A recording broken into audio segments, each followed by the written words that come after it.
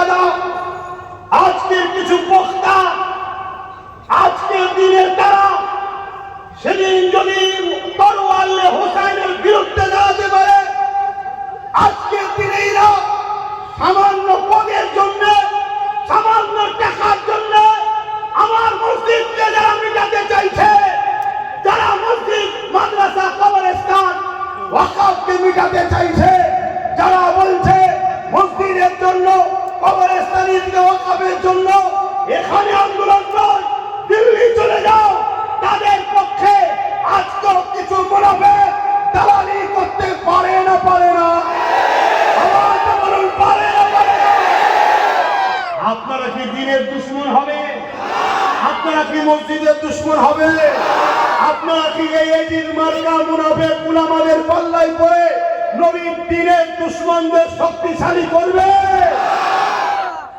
প্রকাশ্য দুশমনকে তো চিনা যায়, বন্ধু সেজে দুশমনকে চিনা বড় মুশকিল। এই বাংলায় আজ যারা পুরো দেশকে লুটছে, এই বাংলায় তাদের কোনো জায়গা ছিল না আজ থেকে 15 বছর আগে। কথা কি আমার বলা ভুল হচ্ছে? কেন? তখন ছিল কাটার মেশিন, কেটে দিয়েছে, এখন হয়ে গেছে ঘাস। শুনছেন তো? আর ঘাস থাকলে কে আসে? ঘাস থাকলে কে আসবে? জোরে বলবেন তো? হ্যাঁ, তাহলে গরু তাড়াতে গেলে ঘাস আগে তুলতে হবে। এখন তো ঘাস মারা বেরিয়েছে, মেরে দিলেই পুরো তারপর দিন ফাঁকা।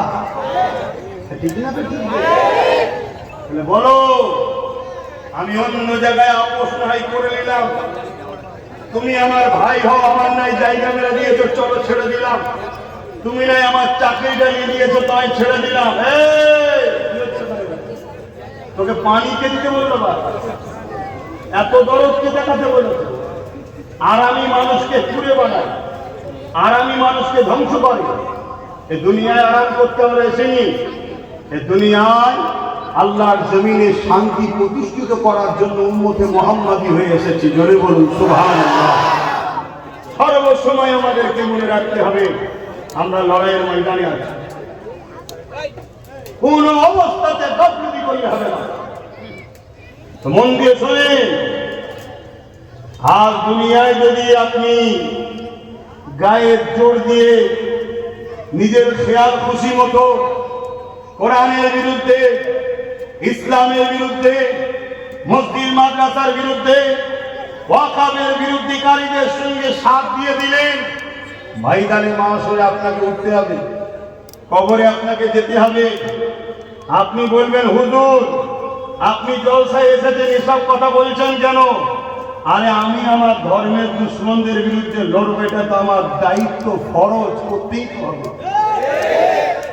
তোমার ডিউটি তুমি না করে, তোমার ডিউটি ছিল মানুষের রুজি রুটির কথা ভাবা, তোমার ডিউটি ছিল মানুষের চিকিৎসার কথা ভাবা, তোমার ডিউটি ছিল মানুষের রাস্তাঘাটের কলকারখানার কথা ভাবা।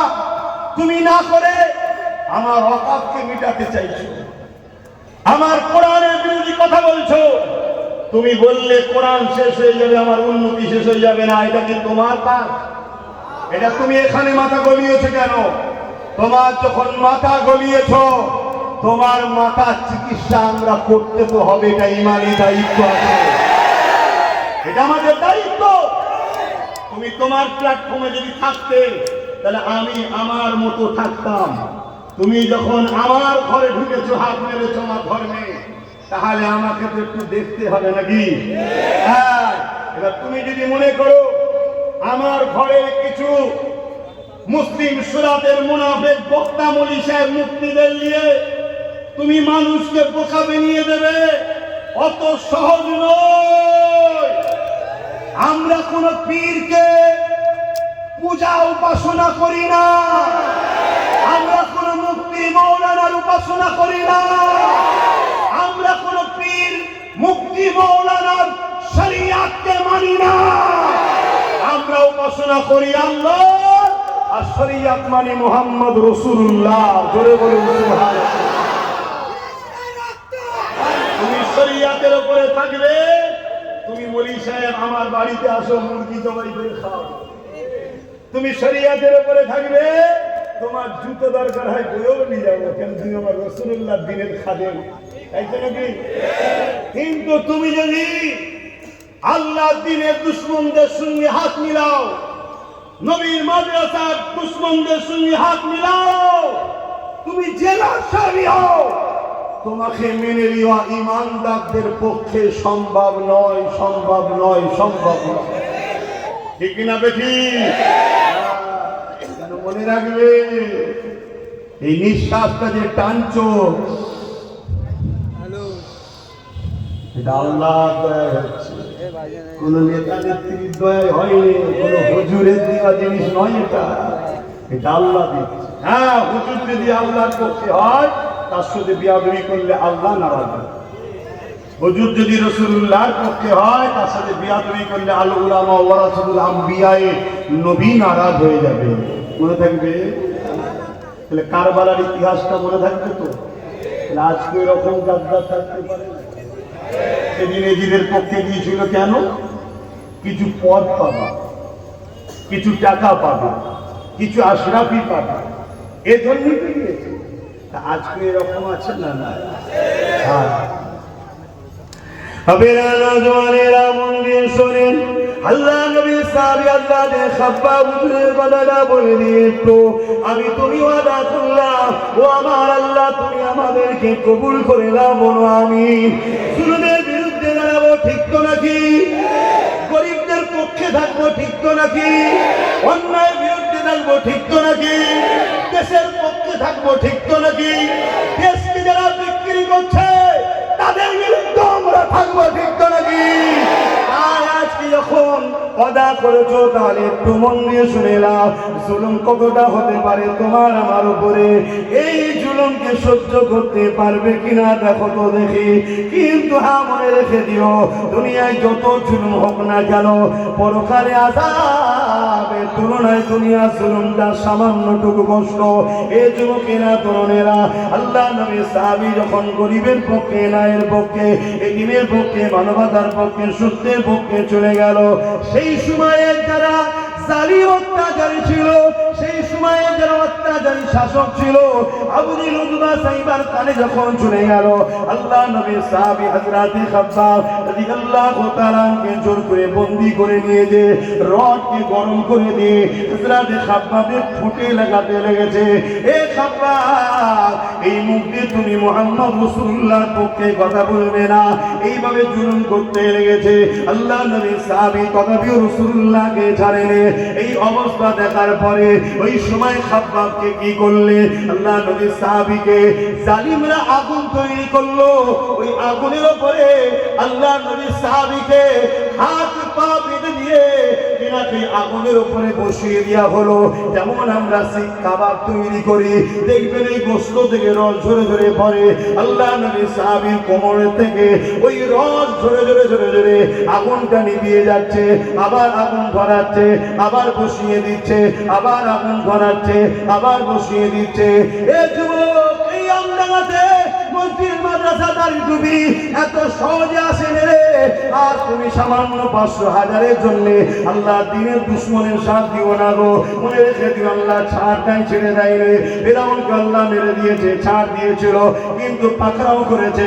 নমরুদকে আল্লাহ ছাড় দিয়েছিল, ছেড়ে কিন্তু দেয় রে। হিটলারকে আল্লাহ ছাড় দিয়েছিল, ছেড়ে কিন্তু দেয় রে। চিঙ্গিস খানকে আল্লাহ ছাড় দিয়েছিল, ছেড়ে কিন্তু দেয় রে। আমার দেশে কত জালিম এসেছিল, তাদেরকে আল্লাহ ছাড় দিয়েছিল, ছেড়ে কিন্তু দেয় রে। আজকে যে জালিম গুলো আছে, এদেরকে হয়তো আল্লাহ ছাড় দিয়েছে, ছেড়ে কিন্তু দেবে না, এদেরকে আল্লাহ শেষ করে দেবে। কিন্তু মনে রেখে দিও, তুমি যদি জালিমদের দ্বারা মুক্ত হয়ে যাও, তাহলে জালিমদের সঙ্গে তোমার হাসর নাসর হবে, জালিমদের কাতারে জাহান্নামে যেতে হবে। কেন রাসূলুল্লাহ জানিয়ে দিয়েছে, দুনিয়ায় তুমি যার সঙ্গে থাকবে, পরকালে তার সঙ্গে তোমার হাসর নাসর হবে।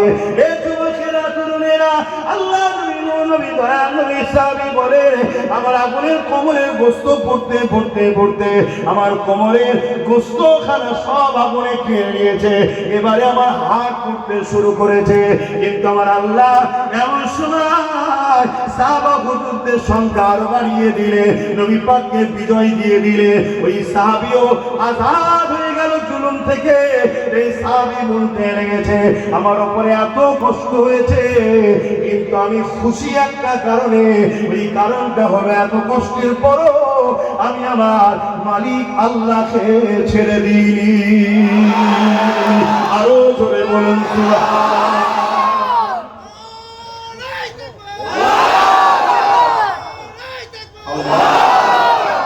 মনে রাখবেন, মনে রাখবেন, যুগে যুগে ইসলামের বিরোধী করেছে কয়েক শ্রেণীর মানুষ।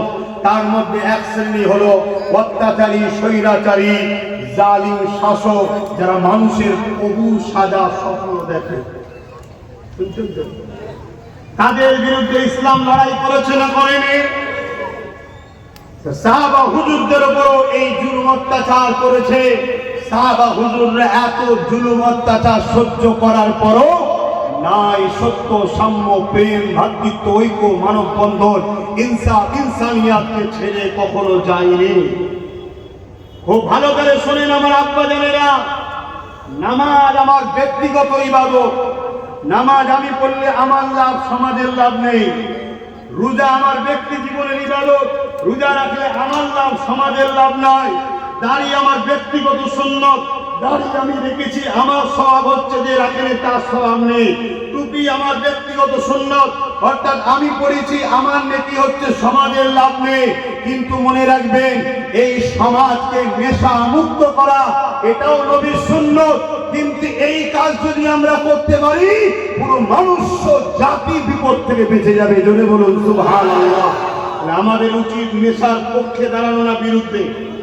জোরে বলো। তাহলে আজকে যদি কোনো মোল্লা মলি সাহেব মাতান সরকারের সাথ দেয় তাহলে সেটা তার কর্মদোষ, এতে আমাদের কিছু করার আছে? আমাদেরকে তো সাবধান হতে হবে নাকি? হ্যাঁ, মনে রাখবেন আল্লাহ রাসূল আমাদেরকে শিখিয়েছে এই জুলুম অত্যাচারকে বন্ধ করার জন্য লড়াই করা। আমার নবী পাক সাল্লাল্লাহু আলাইহি ওয়াসাল্লাম উহুদের ময়দানে ডান্ডা মুবারক শহীদ হয়েছিল। লড়াইটা কিসের ছিল উহুদের ময়দানে? বলুন। একদিকে অত্যাচারী জালিম শাসক, আর একদিকে মজলুমদের পক্ষে রাসূল ও নবী সাহাবারা। জোরে বলুন সুবহানাল্লাহ। আজকেও সেই লড়াই হচ্ছে না? জোরে বলুন। তাহলে আপনি কোন পক্ষে থাকবেন?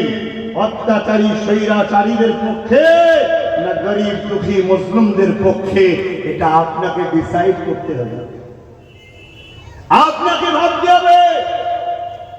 বড় দুঃখ লাগেছে এটা, যেভাবে সমাজে জলসাগুলো হচ্ছে যেন মনে হয় ইসলামে দাড়ি, টুপি, নামাজ, রোজা, মসজিদ, মাদ্রাসা ছাড়া আর মনে হয় কিছু নেই। অথচ আমার রাসূলুল্লাহ গায়ের মুসলিম যখন বিপদে পড়েছে তার পাশে দাঁড়িয়ে লড়াই করেছে। আমার রাসূলুল্লাহ তাদের হয়ে আওয়াজ তুলেছে যাদের গলায় দেবদেবীর মূর্তি ছিল, তাদের জন্য রাসূলুল্লাহ দাঁড়িয়ে আওয়াজ তুলেছে জালিম শাসকদের বিরুদ্ধে। আমার রাসূলুল্লাহর এই ব্যবহারটা দেখে সেই সকল লোকেরা দলে দলে দলে দলে আমার নবীর দিওয়ানা হয়ে নবীকে রাসূল বলে মেনে নিয়েছে। জোরে বলুন সুবহানাল্লাহ।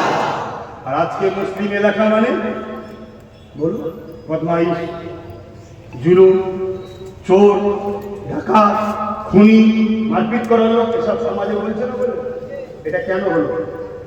এটা এমনি এমনি হলো না, করানো হয়েছে। জোরে বলেন। কখনো এ দলের হয়ে লড়াই, কখনো ও দলের হয়ে লড়াই, কখনো এ দলের হয়ে লড়াই। তারা আমাদেরকে শুধু ব্যবহার করেছে আর আমাদের কপালে শুধু একটা করে দাগ লাগিয়েছে। মুসলিম এলাকা, মুসলমান মানে মারপিট করে, মুসলমান মানে লোটে, মুসলমান এলাকা মানে জুলুম হয়, মুসলমান এলাকা মানে শিক্ষা নেই, মুসলমান এলাকার রাস্তাঘাট ঠিক নেই, মুসলমানরা নোংরা, ওরা সন্ত্রাস, এসব বেরোচ্ছেন করে। এটা বহুত দিন ধরে এই চক্রান্ত চলে আসছে। এই চক্রান্ত থেকে বাঁচতে গেলে আপনাকে নিজেকে মালিক হতে হবে, তারও হয়ে কর্মচারী হয়ে লড়াই করতে হবে। নিজেকে মালিক হতে হবে। আপনি আমার ভাই, আমি কেন আপনার বিরোধী করব? যদি আপনি নিজে মালিক হতে চাইতেন আমি আপনার বিরোধী করতাম না, কারণ আপনি আমার ভাই, আমি আপনার পক্ষে কথা বলতাম। কিন্তু আপনি নিজে মালিক না হয়ে আপনি কারো পা চাটতে ব্যস্ত হয়েছেন। তাই দিনের সাথে আপনার বিরুদ্ধে আমাকে কথা বলতে হবে, নয় কিয়ামতের দিনে রাসূলুল্লাহ শাফাআত করবেন আমার।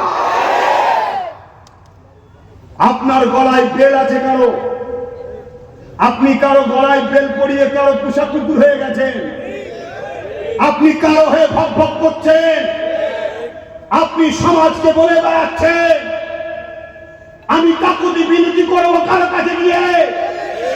আপনি নিজের প্রমাণ দিচ্ছেন আপনার নিজের প্রমাণ নেই ওখানে, আপনি কাকুতি বিনতি করে আনবেন এখন থেকে প্রমাণ দিচ্ছে। আমি বুঝতে পেরে গেছি আপনি যদি নিজের স্বতন্ত্র, নিজের ক্ষমতা, নিজের পায়ে দাঁড়াতেন, কেউ যদি আপনাকে টিউনিং করার না থাকতো, কারো হাত আপনার মাথায় যদি না থাকতো, আপনি নিজে বলেছেন আমার মাথায় হাত আছে, মাদ্রাসার দুশ্মনের হাত। যে বলেছে কোরআন শেষ হয়ে যাবে তার হাত আপনার মাথায় আছে, আপনি স্বীকার করেছেন। ওতে কোরআনের দুশ্মনের হাত যদি আপনার মাথায় থাকে, আপনার মতো ভাই দিয়ে কখনো দ্বীন ইসলাম ও মুসলমানদের কল্যাণ হতে পারে না। কথা কি আমার ভুল বুঝছেন আপনারা? এখন অস্তিত্বের লড়াই, আগামী দিন আমার কবর থাকবে কিনা সেই লড়াই, আগামী দিন আমার মসজিদ মাদ্রাসা থাকবে কিনা সেই লড়াই, আগামী দিনে এই বাচ্চা কোনো মোহাম্মদ রাসূলুল্লাহর কলমা পড়তে পারবে কিনা সেই লড়াই, আগামী দিন আমাদের ঘরের বেটিগুলো সতীতা বাঁচাতে পারবে কিনা সেই লড়াই, আগামী দিন আমাদের ঘরের মেয়েগুলো নিকাব বোরখা পরে বাইরে বেরোতে পারবে কিনা সেই লড়াই। পাশাপাশি রুজি রুটির তো লড়াই আছেই আছে, কিন্তু আমি যতটুকু জানি ৭৯ বছর দেশ স্বাধীন হয়েছে, আমরা খেতেই খাচ্ছি, তাই তো নাকি? কিন্তু আজকে আমার অস্তিত্ব লড়াইয়ের সামনে আমার ভাইও যদি সামনে দাঁড়ায়, আমি মসজিদের পক্ষে, কবরস্থানের পক্ষে, ঈদগাহর পক্ষে, কোরআনের পক্ষে দাঁড়াবো না আমার ভাইয়ের পক্ষে দাঁড়াবো? কথা বলেন আপনারা, বলছেন আপনারা, বলছেন আমার কাছে কোরআন আগে না আমার বাপ আগে, আমার কাছে কোরআন আগে না আমার মসজিদ মাদ্রাসায়, আমার কাছে কোরআন আগে না আমার ভাই আগে? আপনি বলুন আপনাদের কাছে কোরআন আগে না আপনার সন্তান আগে? আপনার কাছে কোরআন আগে না আপনার রাসূলের দ্বীন আগে? যদি কোরআন আগে হয় তবেই তো আপনি ঈমানদার। কেন রাসূল বলেছে লা ইউমিনু আহাদুকুম হাত্তা আকুনা হাব্বা ইলাইহি মিন ওয়ালিদিহি ওয়া ওয়ালাদিহি ওয়ান নাস আজমাইন। ততক্ষণ পর্যন্ত তোমরা ঈমানদার হতে পারবে না যতক্ষণ পর্যন্ত তোমাদের ধন দৌলত, টাকা পয়সা, জমি জায়গা, ঘর বাড়ি, বাপ মা, এমনকি জানের থেকে আমি রাসূলুল্লাহকে বেশি না ভালোবাসতে পারবে, ততক্ষণ তোমরা ঈমানদার নয়। শুনছেন? হ্যাঁ আমার ছেলে, তোমরা আমার ভাই, তোমাদের মধ্যে অনেক ভুল আছে। দাঁড়িয়ে চলেছো ভুল, মাথায় টুপি পরো না ভুল, নামাজ কাজা করছো ভুল, রোজা কাজা করে ফেলছো ভুল, গান শুনছো ভুল, ফাংশন গেছো ভুল, সিনেমা দেখেছো ভুল, আরো ইত্যাদি ইত্যাদি পাপ করেছো ভুল, কিন্তু তোমরা দ্বীনের দুশমন না। তোমাদের এই ভুল কাল আল্লাহ চাইলে মাফ হবে। এই যে মুরব্বীরা বসে আছে, একটা সময় তোমাদের বয়সে ভুল হয়েছে না? এখন হয়। এখন আল্লাহ তাআলা নামাজি, দাড়িওয়ালা, টুপিওয়ালা, হাজি হয়ে আল্লাহওয়ালা হয়েছে। আজ তোমার হালকা বয়সে ভুল হচ্ছে, কালকে পরিবর্তনের জায়গা আছে। কিন্তু তুমি যদি মাদ্রাসা ভাঙার দুশমন হও, তুমি যদি মসজিদের দুশমন হও, তুমি যদি কোরআনের দুশমন হও, তোমার বাঁচার রাস্তা আছে। হ্যাঁ, আর আমি যদি সত্যি তোমাকে ভালোবাসি, আমি তোমাকে তো রুকার আপ্রাণ চেষ্টা করব। কমসে কম তোমাকে বাঁচাতে গিয়ে যদি তোমাকে ঘরে বেঁধে রাখতে হয় তাও ভালো, কিন্তু তোমাকে বেঈমানের হাত থেকে বাঁচানো দরকার আছে না? না, তার জন্য চেষ্টা তো করবো। আল্লাহ তোমায় হেদায়েত দিক। আল্লাহ আমাকে আমাদেরকে হেদায়েত দিন, বলুন আল্লাহুম্মা আমিন। আমার কথায় কেউ কষ্ট বেজার হচ্ছে? আপনারা কি ভাবছেন ভাই ভাই ঝগড়া? হ্যাঁ বলুন। হ্যাঁ, নবীর চাচা, নবীর পরিবার আরেকটা গিয়েছিলেন হযরত আবু বকর সিদ্দিক, আর তিনার ছেলে বদরের ময়দানে ছেলে ছিল আবু জেহেলের দিকে, আবু বকর সিদ্দিক নবীর দিকে। লড়াই হয়ে যাওয়ার পর একদিন ছেলে এসে বাপকে বলছে, আব্বা আমি কিন্তু আপনাকে অনেকবার সুযোগ পেয়েছিলাম, কিছু বলিনি। হযরত আবু বকর সিদ্দিক বলছে, যার কুদরতি হাতে আমার জান আছে, আমি যদি তোকে পেতাম ঘর থেকে কল্লা লড়া করে দিতাম, কেন আমার কাছে তুই আগে না নবী আগে। পরবর্তীতে ওই ছেলে হিদায়েত হয়ে ইমানের কলেমা পড়েছে, জোরে বলুন সুবহানাল্লাহ। কথা বুঝে আসছে না? মনে রাখবেন, যুগে যুগের ইতিহাস আমাদেরকে জানতে হবে। এই যে মসজিদে আকসা বেদখল হচ্ছে নয়, এর পিছনে মুনাফিকদের হাত আছে। একটু বলবো মসজিদে আকসার ইতিহাস কি গো? সবাই হাত তুলে বলুন, শুনতে চান? শুনতে চান? হাত তুলে একটু নারা দিন একবার, নারে তাকবীর। আরে জমিন আসমান কাঁপিয়ে আওয়াজ তুলুন, নারে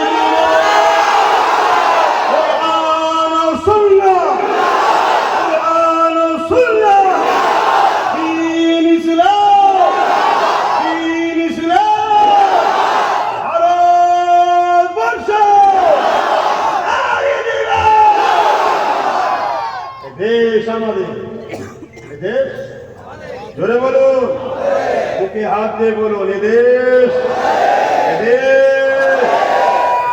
কোন মায়ের লাল নেই আমাদেরকে তাড়িয়ে দিতে পারে, কিন্তু আমরা যদি ভুল করি নিজেদের ভুলে একটু ক্ষতি হতে পারে, নিজেদের ভুলে একটু ক্ষতি হতে পারে। সেই ক্ষতিটা কেমন একটু বোঝাচ্ছি। ঘরে মুরগি পোষেন, কি বলবো, আমরা দেখবেন মুরগি ধরার জন্য কি করি, চাল দিই। মুরগি খুলে খুলে খুলে খুলে যাচ্ছে, আমরা চালটাকে আস্তে আস্তে দিতে দিতে দিতে দিতে দিতে দিতে ঘেরার মধ্যে লাইন, এই তো নাকি, আরো মাথা হ্যাক করে খেতে খেতে খেতে খেতে খেতে খেতে ঘেরার মধ্যে চলে যায়, ঘেরার দরজা বন্ধ করে দিয়ে ধরে ফেলি। আমরা যদি ওই রকম লোভী হই তার জন্য ক্ষতি হবে, কিন্তু কোন বাপের বেটা জন্মাই না, জন্মাবে না, আমি রাসূলুল্লাহর ভবিষ্যৎবাণীতে বলে যাই ক্ষতি হবে অনেক, আমি জানি না, আল্লাহ রাসূল বলে গেছে, আমরা পড়েছি, অনেক ক্ষতি হবে আমাদের। আর এই ক্ষতির পিছনে দোষী আমরা নিজেরা। আর এই দোষটা কি? দুটো, আমরা মৃত্যুকে ভয় করছি, আল্লাহকে নয়। শুনছেন? আমরা কোন জালিম নেতাকে ভয় করি, আল্লাহকে নয়। কি হবে রে বাবা, কি হবে রে বাবা, কি হবে রে বাবা, চোখ থেকে থাক, টাকা ঢুকে পড়ে, এই যে ভয়। আর এই ভয়টাই তো খাওয়ানো হচ্ছে। যখন পৃথিবীর ইতিহাস বলছে, যখন কোন রাজা পড়ে যাওয়ার সময় হয়, তার তখন একটাই রাস্তা থেকে জনগণ প্রজাকে ভয় চালায়। শুনছেন? আর ওরাও দেখছে এ যা ভয় পেচ্ছে আমাদেরকে, আরো ভয় দেখা, আরো ভয় দেখা, আরো ভয় দেখা। আর ভয় খেয়ে গেলেই তখন ব্রেন ঠিকভাবে কাজ করবে না, প্ল্যান পরিকল্পনা হবে না, তখন ভুলটাকেই ঠিক মনে হবে, তাই তো নাকি? হ্যাঁ, এই ভয়, ভয় একমাত্র কাকে করবে? জোরে বলো। দ্বিতীয় নম্বর হচ্ছে আমরা ক্ষতিগ্রস্ত হচ্ছি নিজেদের কারণে, সেটা হচ্ছে আমরা লোভী। আমরা একবারও ভাবছি না, আমাদেরকে টাকা দিবার বেলায় দিচ্ছে, টাকা দিবার বেলায় দিচ্ছে, যখনই বলছি ভাগিদারি দাও দিচ্ছে না, যখনই বলছি পদ দাও দিচ্ছে না, যখনই বলছে আমার ছেলেকে আইএস বানাও বানাচ্ছে না, আমার ছেলেকে জজ বানাও বানাচ্ছে না। তার মানে কি? পজিশনটা দেবে না। যত খুশি লে খা, খেয়ে দিয়ে মোটা তাজা হয় না, আমরাই তো তারপরে ঝাড়বো। কথা বুঝছেন না? তাহলে এই ভুলটার জন্য আমাদের হয়তো একটু ক্ষতি হবে, কিন্তু মনে রাখবেন এই হিন্দুস্তানে আমাদেরকে বসিয়েছে আওলাদে রসুল, হাসানি হোসাইনি, সুলতানে হিন্দ, গরিবে নওয়াজ, খাজা মঈনুদ্দিন, আজমিরি সঞ্জাবি, আতায়ে রসুল আপনাদেরকে বসিয়েছে। জোরে বলুন সুবহানাল্লাহ। কোন মায়ের বেটা নয়, কোন কেউ নয়, আপনাদেরকে উজাড় করে দিতে পারে, আপনাদেরকে তাড়িয়ে দিতে পারে। কথা বুঝে আসছে? এবারে বলবেন তাহলে ওই যে 60 লক্ষ বাদ চলে গেল কি হবে? ওটাও দেখুন আমাদের দোষী হয়েছে। আমাদের দোষী হয়েছে না? আমার কথা রেগে যাচ্ছে, মনে কষ্ট পেচ্ছে, তখনও আমাদের দোষ আছে না? কথা বলুন।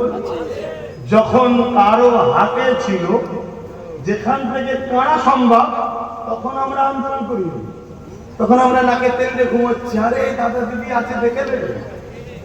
আর এখন চলে গেছে যখন অন্যজনের হাতে, এখন আর কিছু লাইন নেই, তখন আমরা হুড়ুহুড়ি করছি। শুনছেন না? শুনেছি। মনে রাখবেন, এই ভারতে আরো রাজ্যে এসআইআর হচ্ছে, পশ্চিম বাংলার মতো কোন রাজ্যে এই অসভ্যতারা হলো। পশ্চিম বাংলায় এই অসভ্যতারা হলো কেন? আমার বাড়ির কর্তার দোষ আছে না? না আছে। বলুন বলুন, আপনি তো কর্তার দায়িত্বে ছিলেন, আপনি দায়িত্ব থাকাকালীন কি ঘাস কাটবেন? কথা বলছেন না কেন? তাহলে আপনি সাপ হয়ে কামড়েছেন আর ভেতরে গিয়ে সই করে এসেছেন। সই না করলে ঢুকলো কি করে? যে কোনো জিনিস এটা সিগনেচার করতে লাগে না? লাগে না? সই না হলে ঢুকলো কি করে? বোঝার চেষ্টা করে। এরও সমাধান আছে। সেই সমাধানটা টাইম মতো, টাইম জায়গায়, ঠিক জায়গাতে ছাড়তেন। কথা বুঝছেন না? বলেন না? আর নিজেদের হাতে যদি এরকম না থেকে এরকম হয়ে যায়, তাহলে কি হবে? হবে না? হবে না? তাহলে এইগুলো যদি বুঝার হয় বুঝে নেন। তবে মনে রাখবেন, এখানে সবাই কত শোনার লোক নয়, এর মধ্যে সব উপর থেকে পাঠানো আছে, সব টার্গেট এখন আমার। কথা বুঝে